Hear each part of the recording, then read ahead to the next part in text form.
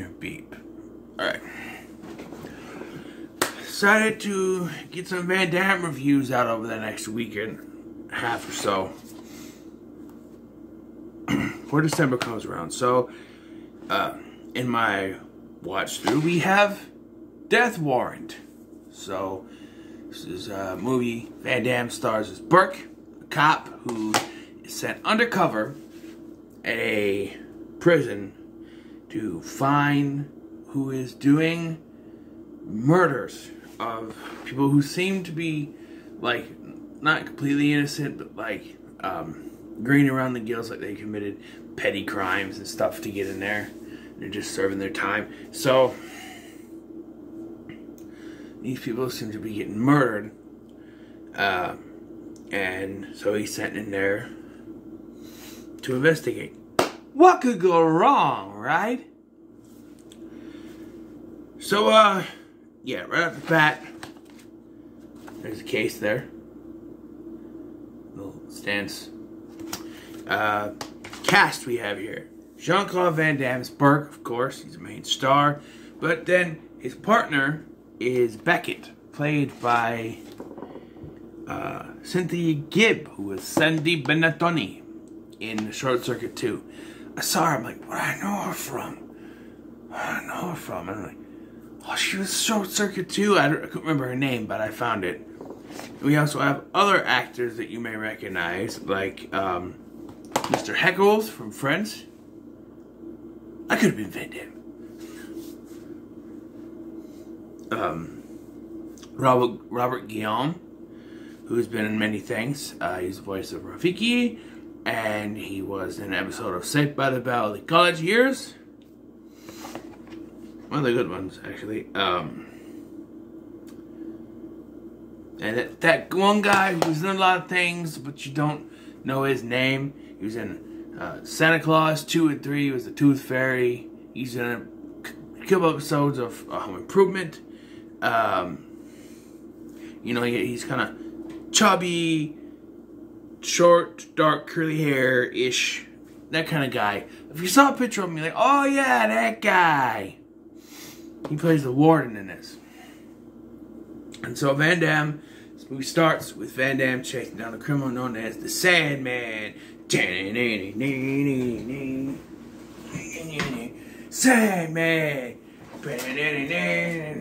And tonight, exit night, take my hand, off to Never Land.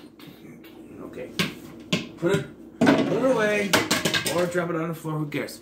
Yeah, he's chasing down a criminal called the Sandman, which he takes down and apparently kills. Sometime later, I don't know exactly how much time has passed, he goes undercover at this prison to investigate these murders. Makes friends with one of the inmates, and he is murdered shortly after. And so he has his investigation. Beckett is supposed to be his wife. She gives him information. She even gives him money and a book, I guess.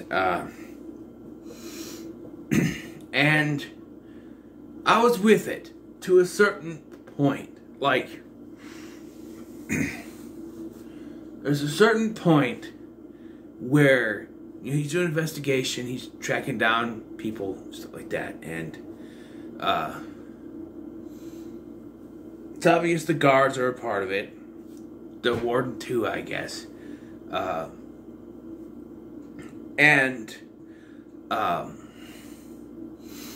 people that Burke was in contact with within the prison just start to be killed. Mr. Heckles is killed. The, I believe she was a trans woman that was with the priest. She is killed. They are killed. And, yeah, it all just happens really quick at some point. And that's where you're like, somebody has to be in on it. Like, killing his contacts. Like, somebody has to know that he's in there, and someone has to know that who he's contacting, so there has to be someone in on it. And they think it's the chief guy forget his name, but they think it's the chief guy. Turns out to be the guy running for mayor, or he is the mayor. But I have victim. I'm like they're all pointing at the chief guy. I'm like, for some reason, I think it's the mayor. I think it's him. He's comes off a little bit too, iffy, and it is him. Apparently, he made a one-time deal where he did like liver or a kidney or something for his dying wife, and they took it from someone inside the prison, and then now he kept doing it to make money. And it seems as if his wife finds out what happens, because he corners Sandy Benettoni, Beckett, corners Beckett, and the wife walks in and she goes, "What's going on?" She goes, "Why don't you ask your husband?"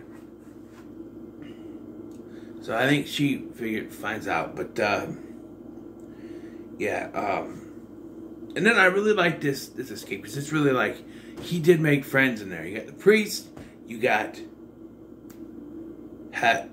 Hawkins, that's Robert Guillaume's character, and they are both helping him through this prison, because turns out Sandman, I'm not doing it again, is still alive somehow. And this is where I'm like, okay, the twist with the mayor being involved is one thing, but did the Sandman have to still be alive? I mean, we saw the beginning of this, but honestly, what would be the point of having the murder at the beginning if it wasn't going to come back in some way, shape, or form? Who knows? But why kill him off then? Why not have him in a prison, but not know what prison he went to? It's like a top secret thing. No one knows where he went. Only the government does. And it turns out they got this top secret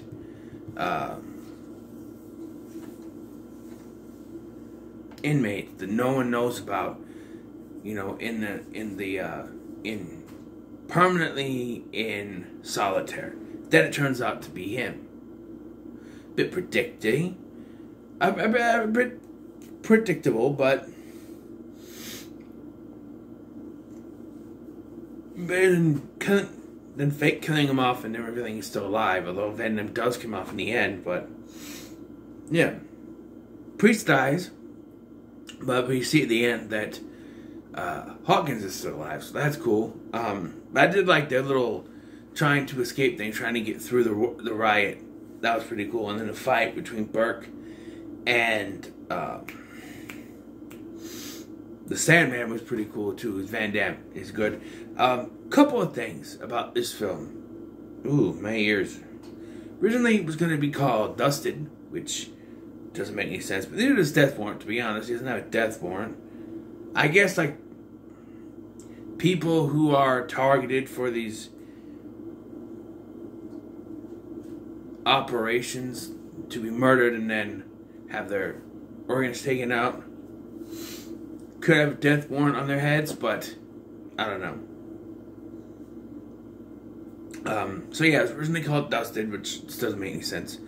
It's written by David S. Goyer, and this is his second screenplay, but the first one he sold. So it's not a bad one there, David. Apparently, Steven Seagal and Bruce Willis were in talks to play the lead role. Seagal, maybe, but Seagal would have his own undercover cop in a prison movie with Half Past Dead. So there's that, and of course, Lock Up with Stallone, another one. It's very similar, but yeah. Some of the camera cuts in this, like Van Damme, there's a scene where he fights this Mexican guy and Al Leong, or Genghis Khan from Bill and Ted's Excellent Adventure. He fights them, and when he's fighting them, he does these kicks, and it cuts between the kicks. It's really weird editing they do there. It's kind of but yeah, this wasn't bad. I'm gonna say it's the middle of the road though, because like in the middle of the film, it just kind of goes meh. Especially when they make the reveal, like, oh, it's the mayor. That's obvious. So maybe that's why they had the Sandman. Oh, it's obvious it's the mayor. He's kind of just skulking around. And he's there for every conversation, coincidentally. And then, boom, Sandman's still alive. And to me, it makes sense, but it's just like, it was needed. I don't know. But yeah, it's the middle of the road for me. So it's not bad, though. I do recommend watch it. As Van Damme's movies, it's one of his better ones, I think. So yeah, Van Damme would start to be on the rise at this point. He had already done Kickboxer, Bloodsport, Black Eagle, or Kickboxer, Bloodsport, Lionheart. There's this, and his next film would be the one that would skyrocket him to mainstream, and that, of course, is Universal Soldier. We'll take a look at that one next time. Until then, make sure to like, share, and subscribe. Thanks for watching. I've been Scotty, and I'll see you in the next one.